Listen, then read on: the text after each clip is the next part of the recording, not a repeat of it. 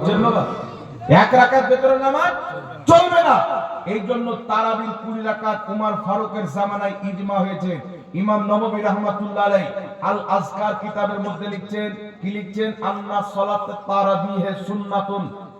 তিনি বলছেন তারাবির নামাজ হচ্ছে সুন্নাত বে ইত্তেফাকিল উলামা।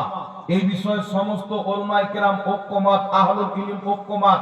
ওয়াহিয়া 20 রাকাতান, আর ওটা হচ্ছে 20 রাকাত, 8 রাকাত নয়। সুবহানাল্লাহ সুবহানাল্লাহ। 8 রাকাত তারাবি পড়া নিকৃষ্ট বিদআত, কারণ এটা সাহাবায়ে কেরামের ইজমার খেলাফ।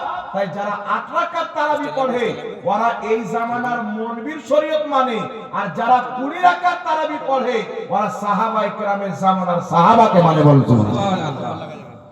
তো 8 রাকাত তারাবি পড়তে হবে না, পড়তে হবে 20 রাকাত। ইমাম নাসাই বলেন 20 রাকাত তারাবির উপরে সাহাবার ইজমা হয়েছে।